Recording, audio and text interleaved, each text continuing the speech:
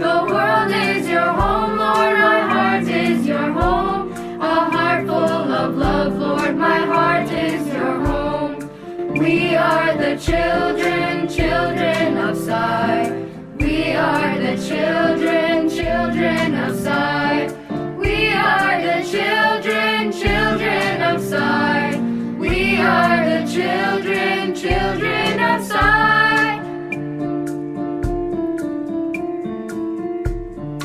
Satya, Dharma, Shanti, Prema, Ahimsa. Love all, serve all is your call. Love if you can't hurt no one in despair. For you are the Father and we are the children, children of Sai. We are the children, children of Sai. We are the children, children of Sai. We are the children, children of Sai. Kali Yuga Deva Avatara. You have come to guide us all. Sachidananda Avatara.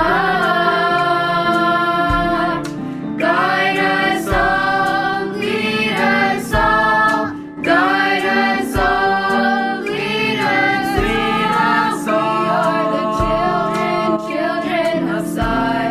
We are the children, children of Sai. Kali Yuga Deva Avatara.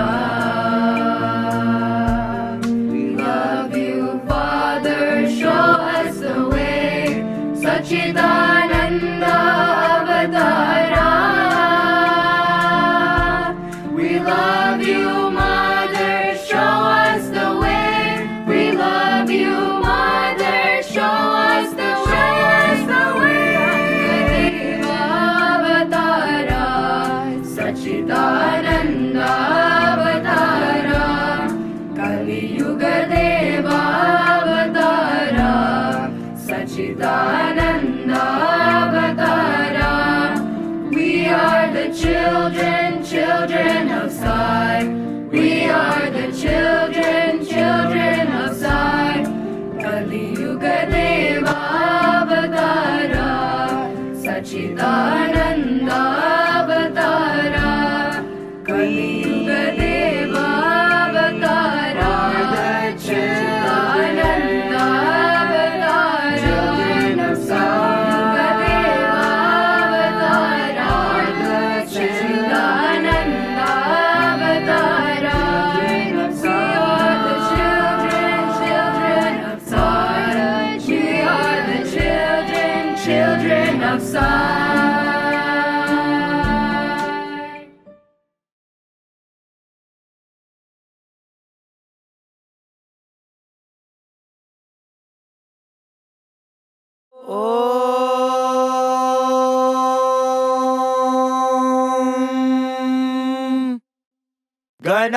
गणानां त्वा गणपतिगुं हवामहे कविं कवीनामुपमश्रवस्तमम् ज्येष्ठराजं ब्रह्मणां ब्रह्मणस्पत आनः शृण्वन्नोतिभिः सीदसादनम् प्रणो देवी सरस्वती वाजेभिर्वाजिनीवती धीनामवित्रयवतु गणेशाय नमः सरस्वत्यै नमः श्रीगुरुभ्यो नमः हरिः ओम्। ॐ नमो भगवते रुद्राय। ॐ नमस्ते रुद्रमण्यव उतोत इषवे नमः। नमस्ते अस्तु धन्वने बाहुभ्यामुदते नमः। यात इषुः शिवतमा शिवं बभूवते धनुः। शिवा शरव्यायातवतया नो रुद्रमृडया। याते रुद्रशिवा तनूरघोरा पापकाशिनी। तयानस्तनुवाशन्तमया गिरिशन्ताभिचाकशीः यामिषुं गिरिशन्तहस्ते बिभर्ष्यस्तवे शिवाङ्गिरित्रतां कुरु माहि गुंसेः पुरुषं जगत् शिवेन वचसा त्वा गिरिशाच्छावदामसे यथा नः सर्वमिज्जगदयक्ष्मगुं सुमना असत् अध्यवोचदधिवक्ता प्रथमो दैव्योऽभिषक् अहेगश्च सर्वाञ्जम्भयन् सर्वाश्च यातु धान्यः असौ यस्ताम्रो अरुण उत बभ्रुः सुमङ्गलः ये चेमागुं रुद्रा अभितो दिक्षु श्रिता सहस्रशो वैशागुं हेडयेमहे असव्यो वसर्पति नीलग्रीवो विलोहितः उतैनं गोपा अदृशन्नदृशन्नुदहार्यः उतैनं विश्वा भूतानि सदृष्टो मृडयाति नः नमो अस्तु नीलग्रीवाय सहस्राक्षाय मीढुषे अथो ये अस्य सत्त्वानो हन्तेभ्यो करन्नमः प्रमुञ्च धन्वनस्त्वमुभयोरात्नियोर्जाम् याश्च ते हस्त इषवः पराता भगवो वप अवतत्यधनुस्त्वगुं सहस्राक्षशते शुधे निशीर्य शल्याणां मुखा शिवो नः सुमना भव विज्यं धनुः कपर्दिनो विशल्यो बाणवागुम् उत अनेशन्नस्येषव आभुरस्य निषङ्गतिः याते हेतुर्मीढुष्टमहस्ते बभूव ते धनुः तयास्मान् विश्वतस्त्वमयक्ष्मया परिभुजा नमस्ते अस्त्वायुधाय नातताय धृष्णवे उभाभ्यामुत ते नमो बाहुभ्यां तव धन्वने परिते धन्वनो हेतिरस्मान् वृणत्तु विश्वतः अथो य इषुधिस्तवारे अस्मन्निधेहितम् नमस्ते अस्तु भगवन् विश्वेश्वराय महादेवाय त्र्यम्बकाय त्रिपुरान्तकाय त्रिकाग्निकालाय कालाग्निरुद्राय नीलकण्ठाय मृत्युञ्जयाय सर्वेश्वराय सदाशिवाय श्रीमन्महादेवाय नमः नमो हिरण्यबाहवे सेनान्ये दिशाञ्च पतये नमो नमो वृक्षेभ्यो हरिकेशेभ्यः पशूनां पतये नमो नमः सस्मिञ्जराय त्विषीमते पथीनां पतये नमो नमो बभ्रुषाय व्याधिनेन्नानां पतये नमो नमो हरिकेशायोपवीतिने पुष्टानां पतये नमो नमो भवस्य हेत्यै जगतां पतये नमो नमो रुद्राय तताविने क्षेत्राणां पतये नमो नमः सूताय हन्त्याय वनानां पतये नमो नमो रोहिताय स्थपतये वृक्षाणां पतये नमो नमो मन्त्रिणे वाणिजाय कक्षाणां पतये नमो नमो भुवन्तये वारिवस्कृताय औषधीनां पतये नमो नम उच्चैर्घोषाय क्रन्दयते पत्रीणां पतये नमो नमः कृत्स्नवेताय धावते सत्त्वनां पतये नमः नमः सहमानाय निव्याधिन आव्याधिनीनां पतये नमो नमः ककुभाय निषङ्गिणे स्तेनानां पतये नमो नमो निषङ्गिण इषुधिमते तस्कराणां पतये नमो नमो वञ्चते परिवञ्चते स्तायूनां पतये नमो नमो निचेरवे परिचरायारण्यानां पतये नमो नमः श्रुकाविभ्यो जिघागुंसद्भ्यो मुष्णतां पतये नमो नमोऽसिमद्भ्यो नक्तं चरद्भ्यः प्रकृन्तानां पतये नमो नम उष्णीषिणे गिरिचराय कुलुञ्चानां पतये नमो नम इषुमद्भ्यो धन्वाविभ्यश्च वो नमो नम आतन्वानेभ्यः प्रतिदधानेभ्यश्च वो नमो नम आयच्छद्भ्यो विसृजद्भ्यश्च वो नमो नमोऽस्यद्भ्यो विद्यद्भ्यश्च वो नमो नम आसीनेभ्यः शयानेभ्यश्च वो नमो नमः स्वपद्भ्यो जाग्रद्भ्यश्च वो नमो नमस्तिष्ठद्भ्यो धावद्भ्यश्च वो नमो नमः सभाभ्यः सभापतिभ्यश्च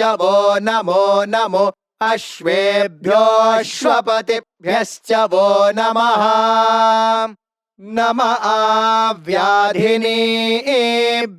विविध्यन्तेभ्यश्च वो नमो नम उगणाभ्यस्त्रिगुंहतेभ्यश्च वो नमो नमो गृत्सेभ्यो गृत्सपतिभ्यश्च वो नमो नमो व्रातेभ्यो व्रातपतिभ्यश्च वो नमो नमो गणेभ्यो गणपतिभ्यश्च वो नमो नमो विरूपेभ्यो विश्वरूपेभ्यश्च वो नमो नमो महद्भ्यः क्षुल्लकेभ्यश्च वो नमो नमो रथिभ्यो रथेभ्यश्च वो नमो नमो रथेभ्यो रथपतिभ्यश्च वो नमो नमः सेनाभ्यः सेनानिभ्यश्च वो नमो नमः क्षत्रुभ्यः सङ्ग्रहेतृभ्यश्च वो नमो नमस्तक्षद्भ्यो रथकारेभ्यश्च वो नमो नमः कुलालेभ्यः कर्मारेभ्यश्च वो नमो नमः पुञ्जिष्टेभ्यो निषादेभ्यश्च वो नमो नम इषुकृद्भ्यो धन्वकृद्भ्यश्च वो नमो नमो मृगयुभ्यश्वनिभ्यश्च वो नमो नमः श्वभ्यश्वपतिभ्यश्च वो नमः नमो भवाय च रुद्राय च नमः शर्वाय च पशुपतये च नमो नीलग्रीवाय च शितिकण्ठाय च नमः कपर्दिने च व्युप्तकेशाय च नमः सहस्राक्षाय च शतधन्वने च नमो गिरिशाय च शिपिविष्टाय च नमो मेढुष्टमाय चेषुमते च नमो ह्रस्वाय च वामनाय च नमो बृहते च वर्षीयसे च नमो वृद्धाय च संवृध्वने च नमो अग्र्याय च प्रथमाय च नमः आशवे चाजिराय च नमः शीघ्र्याय च शेभ्याय च नमः ऊर्म्याय चावस्वन्याय च नमः स्रोतस्याय च द्वीप्याय च नमो ज्येष्ठाय च कनिष्ठाय च नमः पूर्वजाय चापरजाय च नमो मध्यमाय चापगल्भाय च नमो जघन्याय च बुद्ध्याय च नमः सोऽभ्याय च प्रतिसर्याय च नमो याम्याय च क्षेम्याय च नमः उर्वर्याय च खल्याय च नमः श्लोक्याय चावसान्याय च नमो वन्याय च कक्ष्याय च नमः श्रवाय च प्रतिश्रवाय च नमः आशुषेणाय चाशुरथाय च नमः शूराय चावबिन्दते च नमो वर्मिणे च वरूथिने च नमो बिल्मिने च कवचिने च नमः श्रुताय च श्रुतसेनाय च नमो दुन्दुभ्याय च हनन्याय च नमो धृष्णवे च प्रमृषाय च नमो दूताय च प्रहिताय च नमो निषङ्गिणे चेषुधिमते च नमस्तीक्ष्णेशवे चायुधिने च नमः स्वायुधाय च सुधन्वने च नमः श्रुत्याय च पथ्याय च नमः काट्याय च नीप्याय च नमः सोद्याय च सरस्याय च नमो नाद्याय च वैशन्ताय च नमः कूप्याय च वट्याय च नमो वर्ष्याय च वर्ष्याय च नमो मेघ्याय च विद्युत्याय च नमः ईध्र्याय च तप्याय च नमो वात्याय च रेश्म्याय च नमो वास्तव्याय च वास्तुपाय च ॐ हर हर हर हर ॐ नमः सोमाय च रुद्राय च नमस्ताम्राय च रुणाय च नमः शङ्गाय च पशुपतये च नम उग्राय च भीमाय च नमो अग्रे वधाय च दूरे वधाय च नमो हन्त्रे च हनीयसे च नमो वृक्षेभ्यो हरिकेशेभ्यो नमस्ताराय नमः शम्भवे च मयो भवे च नमः शङ्कराय च मयस्कराय च नमः शिवाय च शिवतराय च नमस्तीर्थ्याय च कूल्याय च नमः पार्याय च वार्याय च नमः प्रतरणाय चोत्तरणाय च नमः आतार्याय च लाद्याय च नमः शष्प्याय च फेन्याय च नमः सिकत्याय च प्रवाह्याय च नम इरण्याय च प्रपथ्याय च नमः किगुंशिलाय च क्षयणाय च नमः कपर्दिने च पुलस्तये च नमो गोष्ठ्याय च गृह्याय च नमस्तल्प्याय च गेह्याय च नमः काट्याय च गह्वरेष्ठाय च नमो हृदयाय च निवेश्प्याय च नमः पागुंसव्याय च रजस्याय च नमः शुष्क्याय च हरित्याय च नमो लोप्याय चोलप्याय च नमः ऊर्व्याय च सूर्म्याय च नमः पर्ण्याय च पर्णशद्याय च नमोपगुरमाणाय च भिघ्नते च नमः आखिदते च प्रखिदते च नमो वः किरिकेभ्यो देवानागुं हृदयेभ्यो नमो विक्षीणकेभ्यो नमो विचिन्वत्केभ्यो नम आनिर्हतेभ्यो नम आमीवत्केभ्यः द्रापे अन्धसस्पते दरिद्रन्नीललोहिता येषां पुरुषाणामेषां पशूनां माभेर्मा रोमो येषां किञ्चनाममत् या ते रुद्रशिवा तनो शिवा विश्वाह भेषजी शिवा रुद्रस्य भेषजी तया नो मृडजीवसे इमागुं रुद्राय तवसे कपर्दिने क्षयद्वेराय प्रभरामहे मतिम् यथा नः शमसद्विपदे चतुष्पदे विश्वं पुष्टं ग्रामे अस्मिन्ननातुरम् मृडानो रुद्रो तनो मयस्कृधि क्षयद्वेराय नमसा विधेमते यच्छञ्च योश्च मनुरायजे पिता तदश्याम तव रुद्रः प्रणीतो मानो महान्तमुतमानो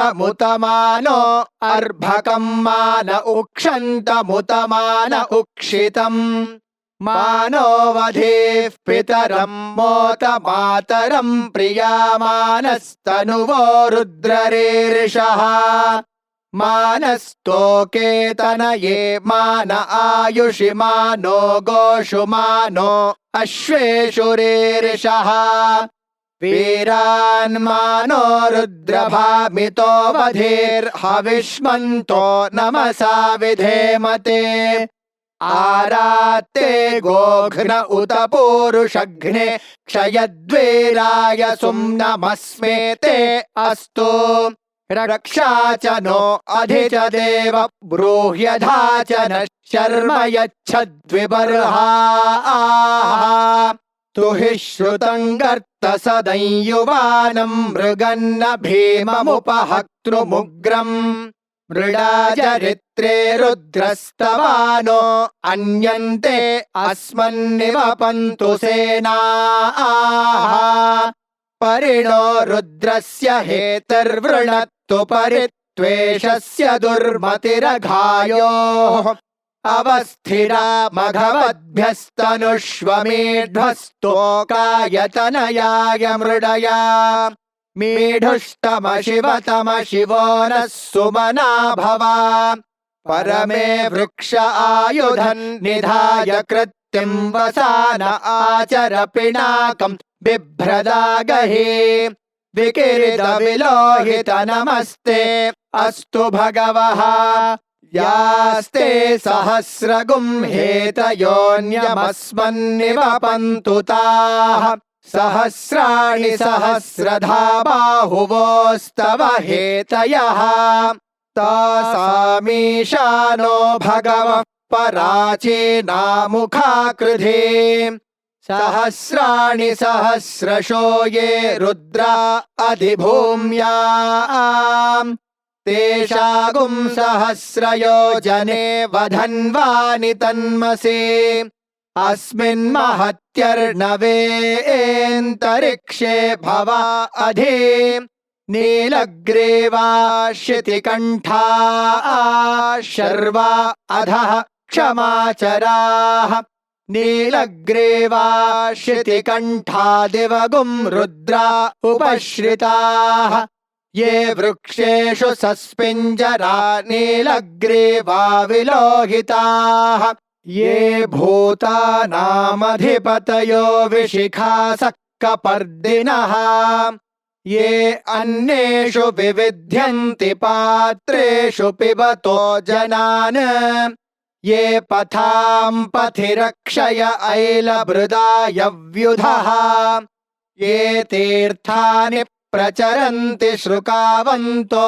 निषङ्गिणः य एतावन्तश्च भूयागुंसश्च दिशो रुद्रावितस्थिरे तेषागुं सहस्रयोजने वधन्वानि तन्मसे नमो रुद्रेभ्यो ये पृथिव्यां येऽन्तरिक्षे ये दिवि येषामन्नं वातो वर्षमिषभस्तेभ्यो दश प्राचीर्दश दक्षिणादश प्रतीचीर्दशोदीचीर्दशोर्ध्वास्तेभ्यो नमस्ते नो मृडयन्तु तेयं द्विष्मो यश्च नो द्वेष्टितं वोजम्भे दधामि त्र्यम्बकं यजामहे सुगन्धिं पुष्टिवर्धनम् उर्वारुकमिव बन्धनान् मृत्योर्मुक्षीयमामृतात्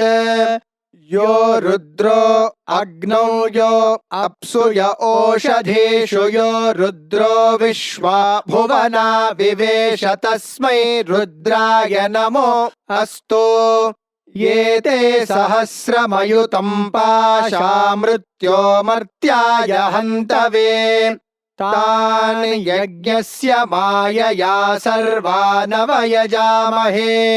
मृत्यवे स्वाहा मृत्यवे स्वाहा प्राणानां ग्रन्थिरसि रुद्रो मा विशान्तकः तेनान्येनाप्यायस्व नमो रुद्राय विष्णवे मृत्युर्मे पाहि तमुष्टुहि यस्विषुः सुधन्वायो विश्वस्य क्षयति भेषजस्य यक्ष्वा महेशो मनसाय रुद्रं नमोभिर्देवमसुरन्दुवस्य अयं मे हस्तो भगवानयं मे भगवत्तरः अयं मे विश्वभेषजो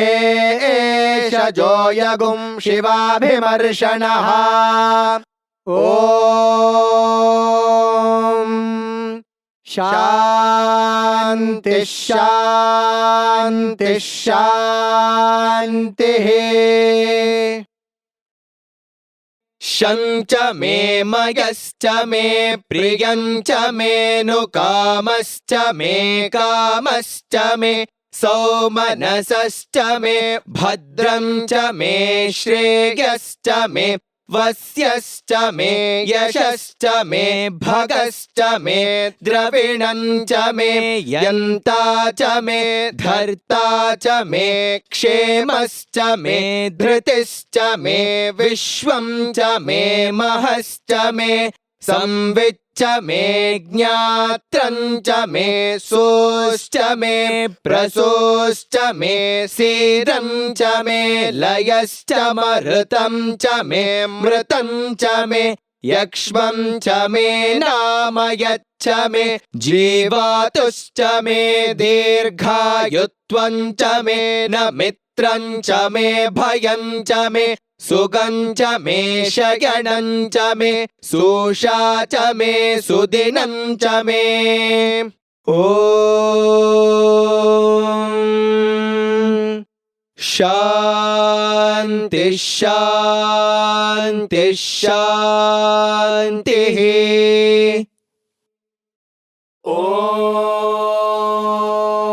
ॐ स्वस्ति प्रजाभ्यः परिपालयन्ताम्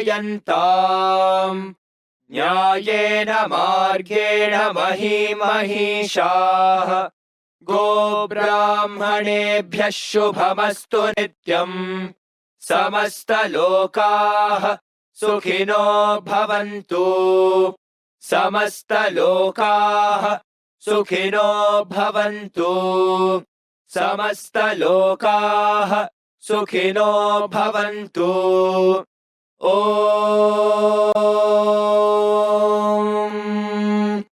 शान्ति शान्ति शान्तिः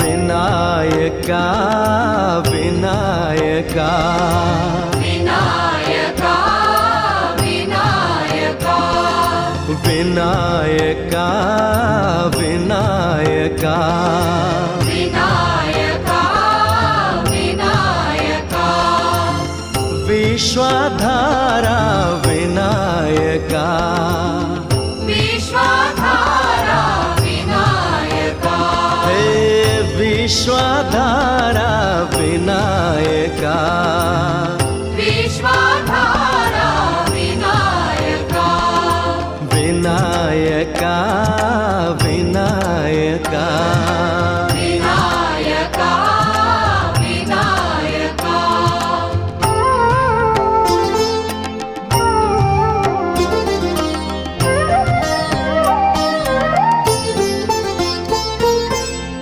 सिद्धि विनायक भव भयनाशा सिद्धि विनायक भव भयनाशा सिद्धि विनायक भव भयनाशा सिद्धि विनायक भव भयनाशा सुर मुनि वंदित श्री गणेशा, सुर मुनि वंदित श्री गणेशा, सुर मुनि वंदित श्री गणेशा, सुर मुनि वंदित श्री गणेशा, विश्वाधारा विनायका, विश्वाधारा विनायका, हे विश्वाधारा विनायका, विश्वाधारा विनायका,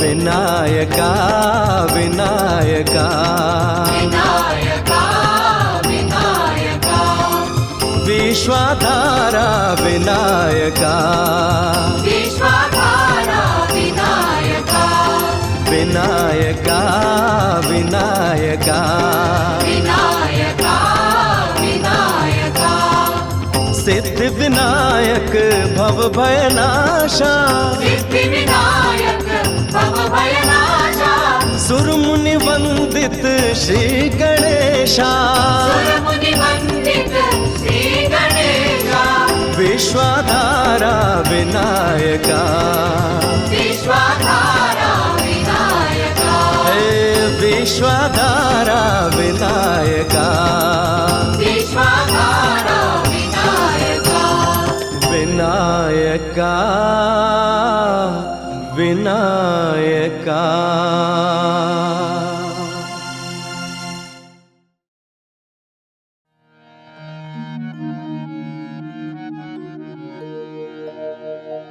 गुरुवर नाम पावन नाम, गुरुवर नाम पावन नाम, गुरुवर नाम पावन नाम, गुरुवर नाम पावन नाम, सतगुरु नाम गुरु नानक नाम, सतगुरु नाम गुरु नानक नाम, सतगुरु नाम गुरु नानक नाम, सतगुरु नाम गुरु नानक नाम, गुरुवर नाम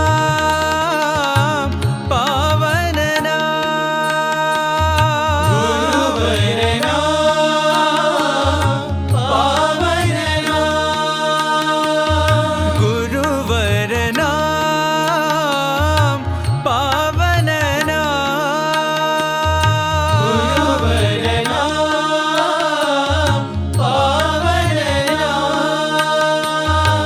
सद्गुरु साई बाबा नाम, सद्गुरु साई बाबा नाम, सद्गुरु साई बाबा नाम, सद्गुरु साई बाबा नाम, गुरुवर नाम पावन नाम, गुरुवर नाम पावन नाम, सतगुरु नाम गुरु नानक नाम, सतगुरु नाम गुरु नानक नाम, गुरुवर नाम पावन नाम, गुरुवर नाम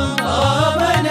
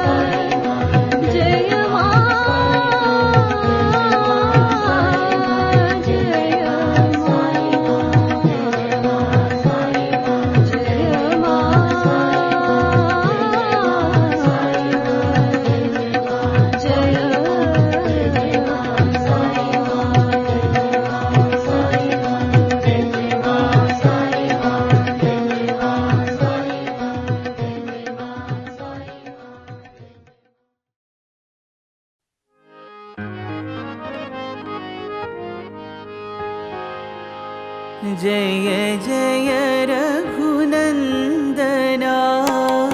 जय जानकी जीवना जय जय रघुनन्दना जय जानकी जीवना जय जय रघुनन्दना जय जानकी जीवना जय जय रघुनन्दना जय जानकी जीवना शरणागत पालना जय जगदोधारणा शरणागत पालना जय जगदोधारणा शरणागत पालना जय जगदोधारणा शरणागत पालना जय जगदोधारणा जय जय रघुनन्दना जय जानकी जीवना जय जय रघुनन्दना जय जानकी जीवना राजीवदनलोचना जय जगदानन्दना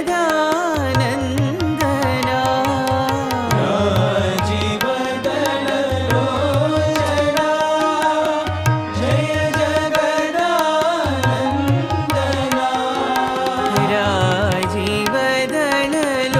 राजीवदनलोचना जय जगदानन्दना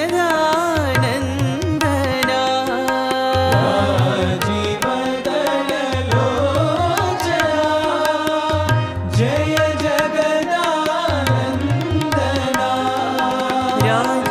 राजाधिराज रामचन्द्र साई जगवन्दना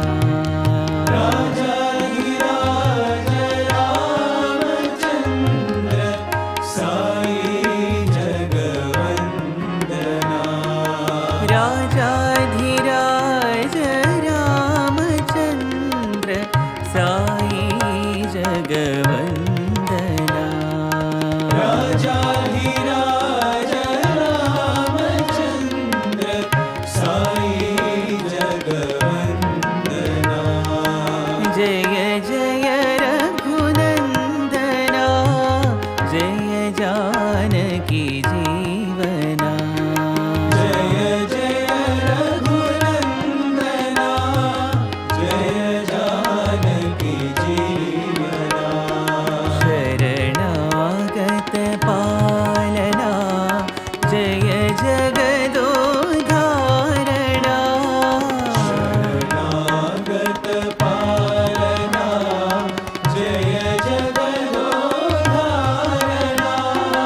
जय जय रघुनन्दना जय जानकी जीवना जय जय रघुनन्दना जय जानकी जीवना राजीवदनलोचना जय जगदानन्दना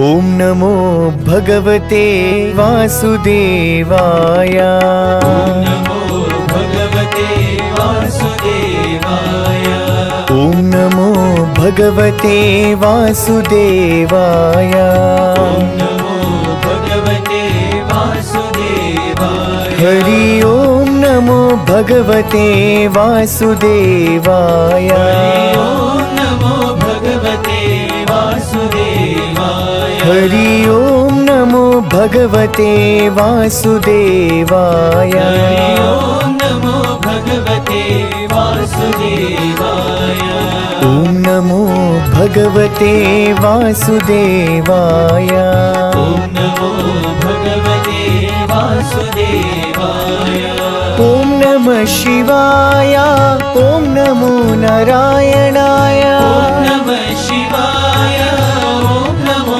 नारायणाय ॐ नमः शिवाय ॐ नमो नारायणाय ॐ नमः शिवाय ॐ नमो नारायणाय ॐ नमः शिवाय ॐ नमो नारायणाय ॐ नमः शिवाय ॐ नमो नारायणाय ॐ नमः शिवाय ॐ नमो नारायणाय ॐ नमः शिवाय ॐ नमो नारायणाय हरि ॐ नमो भगवते वासुदेवाय हरि ॐ नमो भगवते वासुदेवाय हरि ॐ नमो भगवते वासुदेवाय हरि ॐ नमो भगवते वासुदेवाय ॐ नमो भगवते वासुदेवाय ॐ नमो भगवते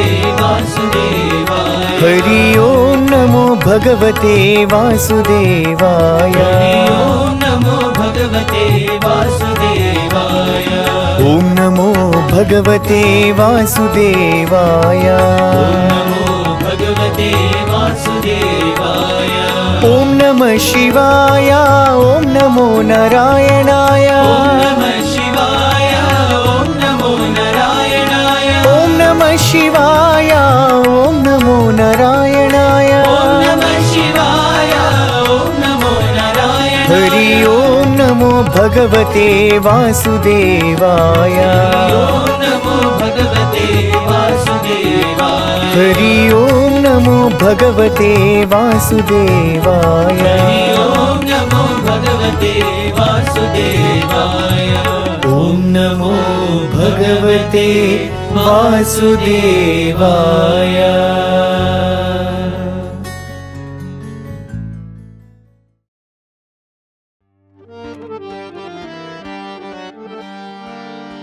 जय जय मंगल साई नमो जय जय मंगल साई नमो जय जय मंगल साई नमो जय जय मंगल साई नमो जय पर्तीश्वर साई नमो जय वर्तीश्वर साई नमो जय पर्तीश्वर साई नमो जय वर्तीश्वर साई नमो जय जय मंगल साई नमो जय जय मंगल साई नमो शिव शक्तीश्वर साई नमो शिव शक्तीश्वर साई नमो शिव शक्तीश्वर साई नमो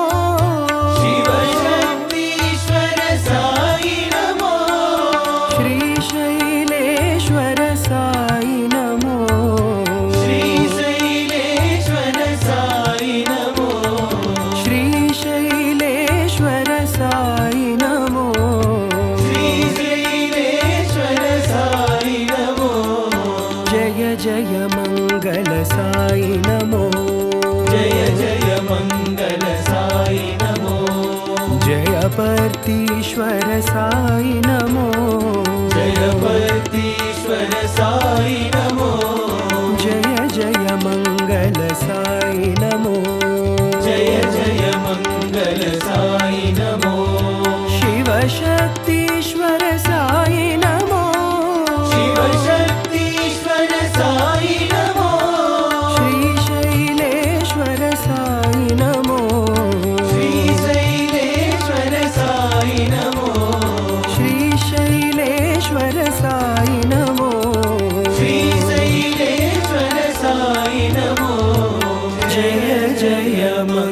మంగళ సాయి నమో.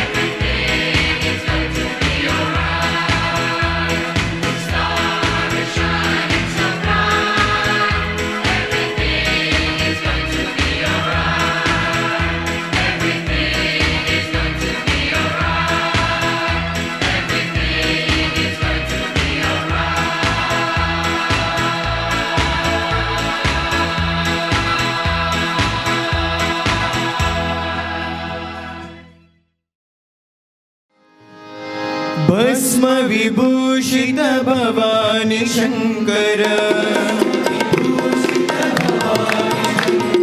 भस्म विभूषित भवानी शंकर,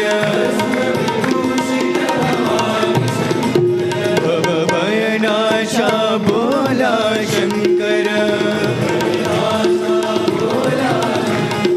भवभयनाशा भोला शंकर, हर हर शंकर सांब शिवा, हर हर शंकर सांब शिवा, हर हर शंकर साई शिवा,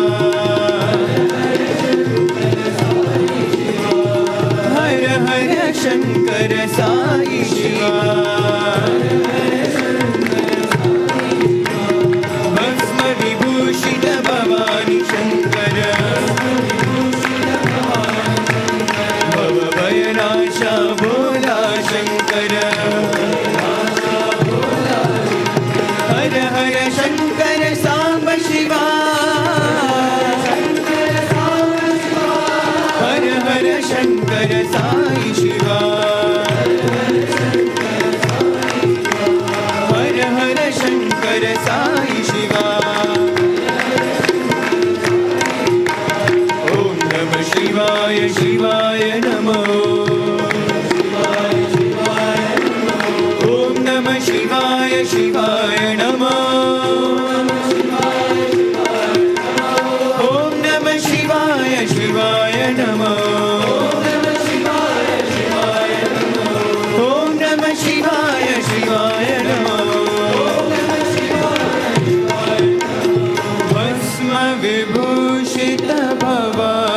शङ्कर शेषशयना नारायणा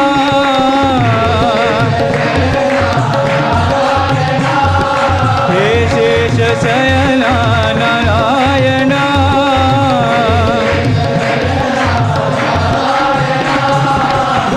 वेदाभरणा नारायणा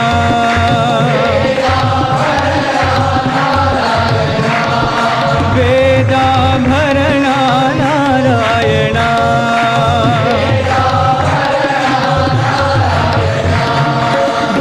भवभयहरणा नारायणा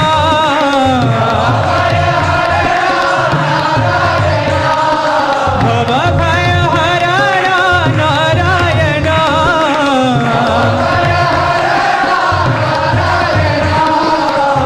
पावनचरणा नारायणा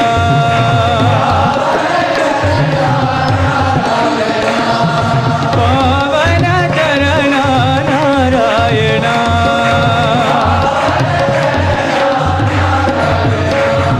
हे शेषशयना नारायणा वेदाभरणा नारायणा भवभयहरणा नारायणा पावनचरणा नारायणा नारायण साई नारायण नारायण हरि नारायण नारायण हरि नारायण नारायण साई नारायण हे शेषशयना नारायण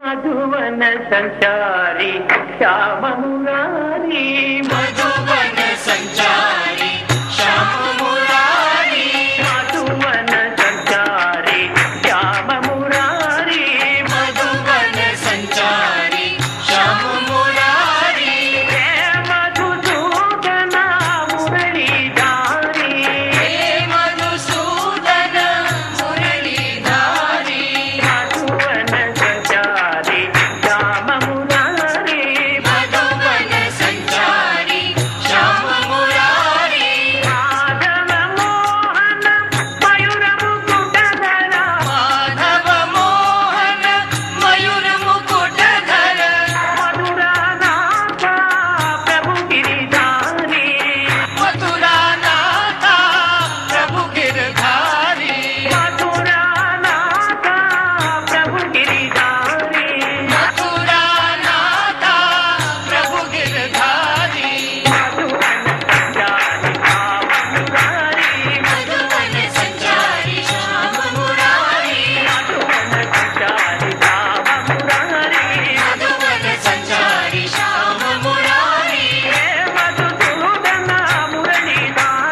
हे मधुसूदन मुरलीधारी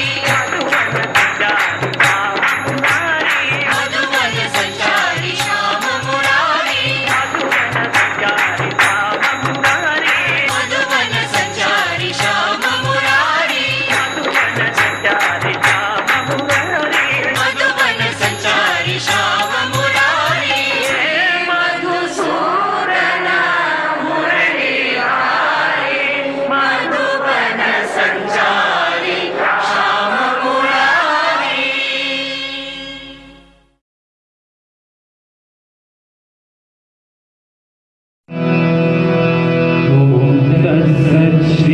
श्रीनारायण तु पुरुषोत्तम गुरु तो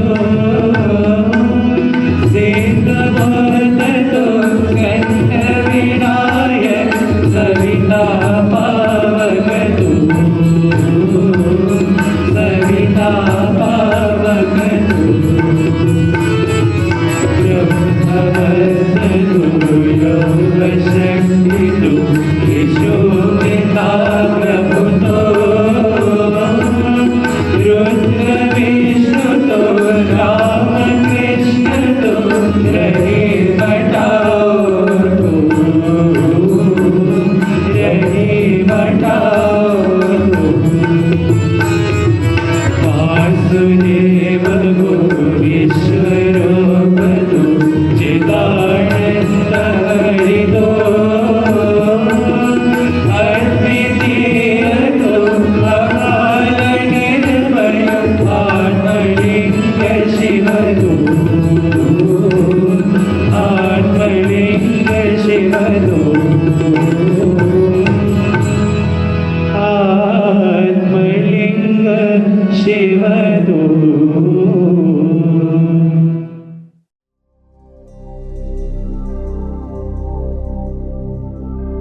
असतो मा सत्यमया तमसो मा ज्योतिर्गमया मृत्योर्मा अमृतं गमया.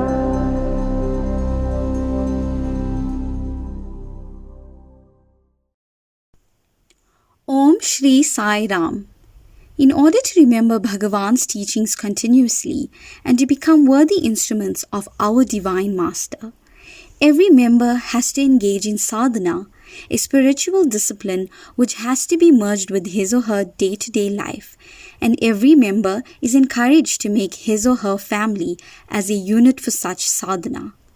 Thus, with the view to qualify to become a true member of the organization, the following guidelines are to be followed. Number 1, daily meditation and prayer. Number 2, group devotional singing or prayer with family members once a week. Number 3, participation in Sai spiritual education by children of the family. Number 4, participation in community service work and other programs of the organization. Number 5, regular attendance at the center's devotional meetings. Number 6, regular study of Sri Satya Sai Baba literature. Number 7, the use of soft, loving speech with everyone. Number 8, not speaking ill of others, especially in their absence. And number 9, Narayana Seva. Practice placing a ceiling on desires. Consciously and continuously strive to eliminate the tendency to waste time, money, food, and energy, and utilize the savings for service to mankind. Jai Sai Ram. My humble pranams at the lotus feet of Swami and a loving Sai Ram to all our brothers, sisters, respected elders, and children tuned in tonight.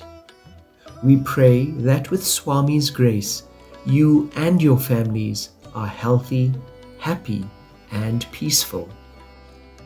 Swami says, if you know the road and the goal, then you can discover whether you are progressing or not. Otherwise, how can you? The goal is to enlarge your vision, your empathy, your love to the extent that God has spread His love, His compassion, and His grace. So be ever watchful to see that you strive to take in more and more of God into you. Blood must circulate from head to foot. Love must circulate from high to low. Only then can health and happiness be ensured for the individual and for the community. This is God's world. All beings are His. He loves them all as the moon sheds coolness on all. Do not get attached to worldly things and pursuits. Be in the world, but do not let the world be in you. Work disinterestedly, content to do your duty as best as you can.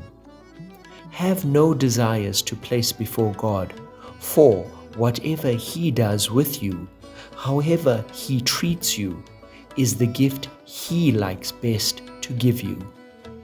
Divine Discourse, March 5th, 1968. The announcements for this week are as follows. Gayatri Mantra chanting. We humbly ask all devotees to continue chanting the Gayatri Mantra 3 times a day. And if possible, let us all chant together at 7 p.m. 108 times. Chanting the Gayatri Mantra is one of the most potent forms of seva we can do, as it is selfless and will go to wherever it is needed, unbeknown to us. Prayers for healing. A WhatsApp group has been created to allow devotees to pray for those in need of healing or upliftment. If you have a family member, friend, or know of any person who needs prayer, please contact any of the National Devotional Coordinators to post the request on this group. Swami repeatedly says that he is God, and so are we. The only difference being that he knows that he is God, while we don't. What prevents us from realizing our innate divinity? This evening, Swami lovingly explains in this short clip from a divine discourse delivered on the occasion of Swami's 67th birthday celebration in 1992. We pray that you have a safe and peaceful week ahead. Jai Sai Ram.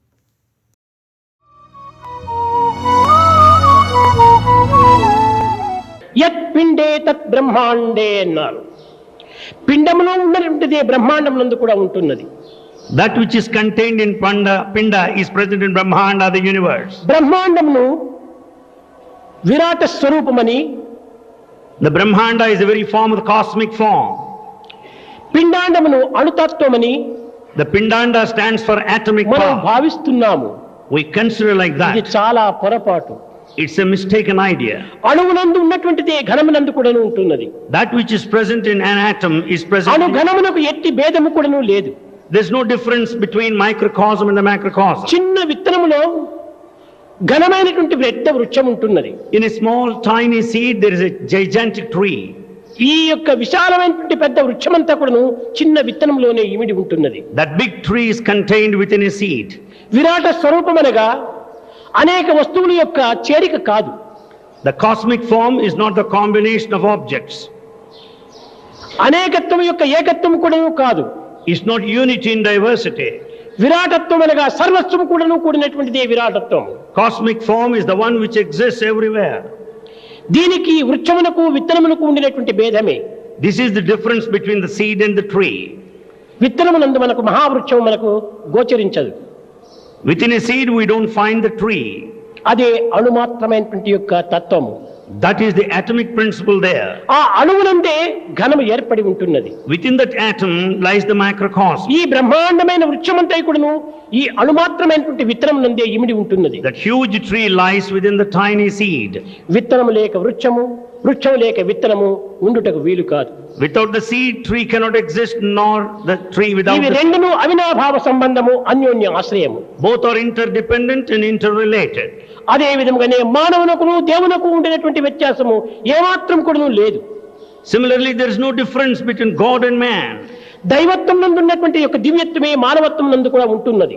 The divinity present in God is present in man కానీ also. మనకు అది గోచరించడానికి వీలు కానటువంటి స్థితిలో ఉంటున్నది. But it's not so easy to recognize this factor. అగ్గిపులలో నిండుగా అగ్ని ఉంటున్నది. In matchstick there's a lot of fire.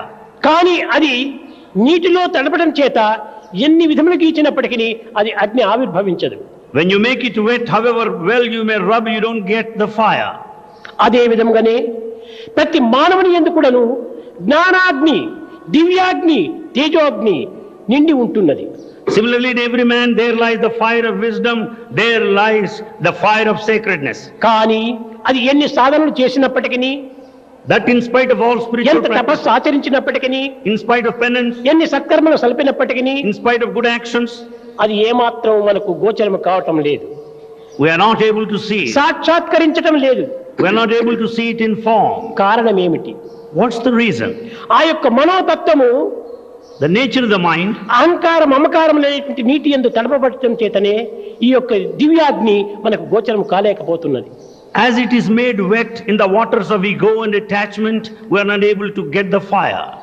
కనుక ఈ యొక్క అభిమాన మమకారం అనేటువంటి నీటితో తడిపినటువంటి యొక్క ఈ మనస్సును వైరాగ్యం అనేటువంటి యొక్క సూర్యరశ్మిలో విడిచినప్పుడే ఇది ప్రకాశవంతమైనటువంటి జీవితాన్ని అందిస్తుంది. When this is made wet because of attachment and also of that ego, when it is dried up in sunshine, you can get the fire. మానవునికి అన్నీ తెలుసు. Man knows everything. ఏ దేశమునందు ఏ కర్మలు ఏ విధమైనటువంటి యొక్క పరివర్తన జరుగుతున్నదని కూడా తెలుసును. He knows all kinds of changes taking place in all countries. కానీ తన తత్వాన్ని మాత్రం తాను తెలుసుకోలేకపోతున్నాడు. But he is not able to know his own self. ఎన్ని తెలిసి ఏమి ప్రయోజనం? What is the fun of knowing everything? ఎన్ని విద్యలు నేర్చి ఏమి ఫలం? What is the fun of learning all forms of తన నొసట education? వ్రాత తప్పించే ఎవరి తరం?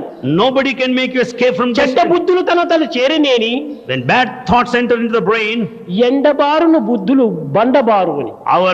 our intelligence becomes perverted. కనుక మన తెలివితేటలు ఇందుకు ఏమాత్రము పనికిరావు. So our intelligence is of no use. మన బుద్ధి కుశలతలు ఇందుకు ఏమాత్రము పనికిరావు. Our intellect is of no value. మన ధనకనక వస్తువాహనాదుల యొక్క అహంకారం ఇందుకు ఏ యంత్రము పనికిరావు. The power and the pelf and prosperity, the ego has no place. దివ్యమైన భావము, నవ్యమైన నడత, The divine feelings in the proper conduct. దేశం యొక్క సౌభాగ్యం అంతా కూడాను ఆకాశం నుండి ఉట్టిపడలేదు. The welfare of the country does not descend from sky. భూమి నుండి పుట్టి రాలేదు. It doesn't grow from earth. మానవుని యొక్క నడతల నుండి మన యొక్క సౌభాగ్యం అభివృద్ధి చెందుతున్నది. Basing on the human conduct, the prosperity lies. కనుక ఈనాడు మానవుని యొక్క నడతలు పవిత్రమైనదిగా మనం తీర్చిదిద్దుకోవాలి. So we have to shape out the human behavior as sacred.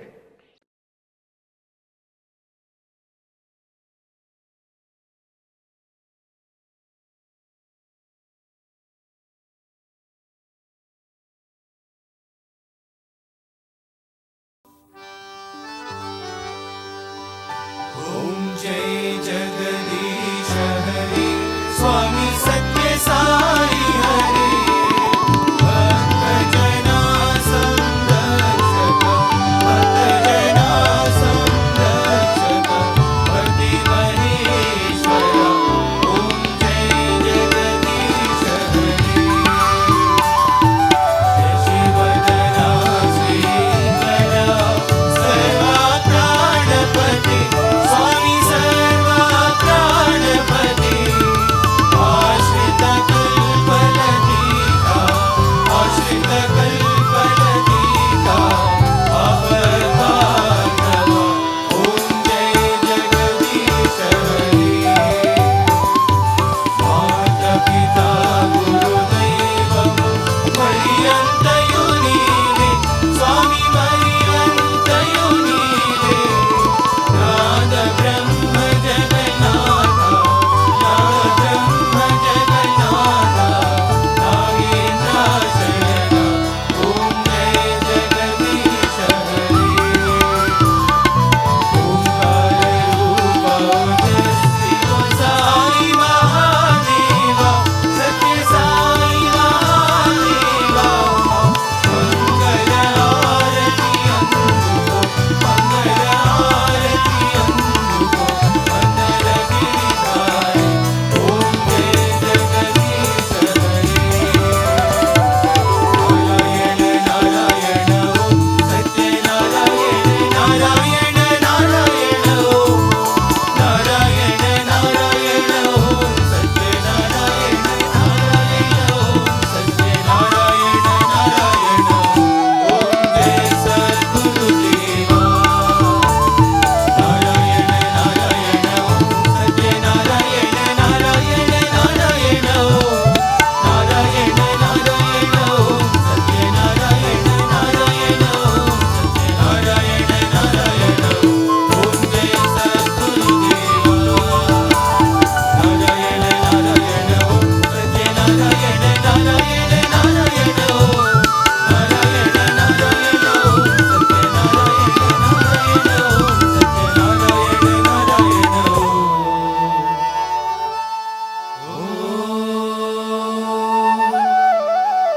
जय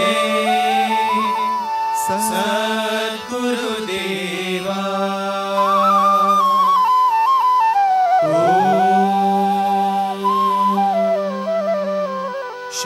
शांति शांति शांति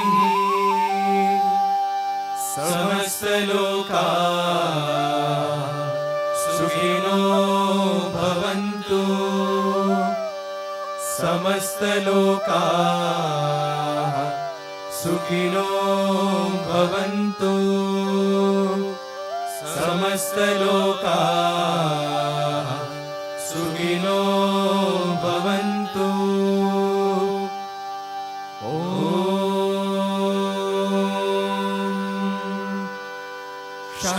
शांति शांति शांति जय बोलो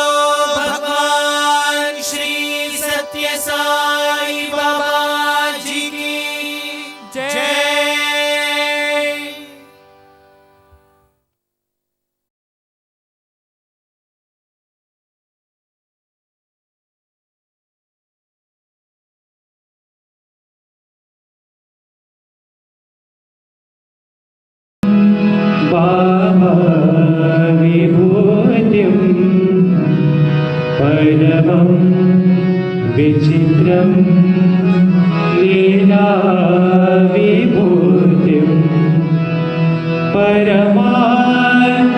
परमार्थमिष्टार्थं मोक्षप्रदानं पापाविभूतिं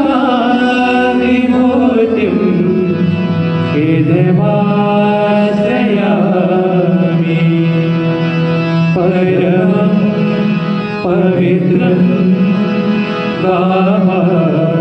विभूतिं परमं विचित्रं लीला विभूतिं परमार्थमिष्टार्थं मोक्षप्रदानं भावाविभूतिं हृदयमाश्रयामि परमं पवित्रं विभूतिं परमं विचित्रं लीला विभूतिं परमार्थमिष्टार्थं मोक्षप्रदानं भावाविभूतिं हृदयमाश्रयामि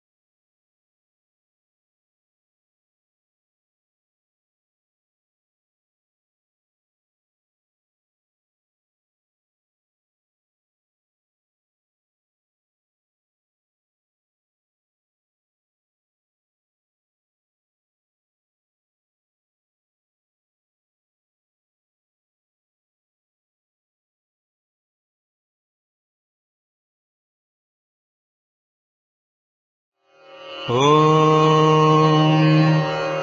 साईश्वराय विद्महे सत्यदेवाय धीमहि तन्नः सर्वप्रचोदयात् ॐ साईश्वराय विद्महे सत्यदेवाय धीमहि तन्नः सर्वप्रचोदयात् ॐ साईश्वराय विद्महे सत्यदेवाय धीमहि तन्नः सर्वप्रचोदयात् ॐ साईश्वराय विद्महे सत्यदेवाय धीमहि तन्नः सर्वप्रचोदयात् ॐ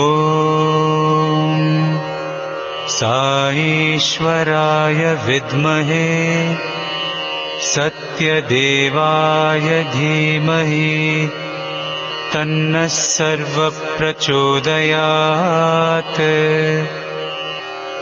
ॐ साईश्वराय विद्महे सत्यदेवाय धीमहि तन्नः सर्वप्रचोदयात्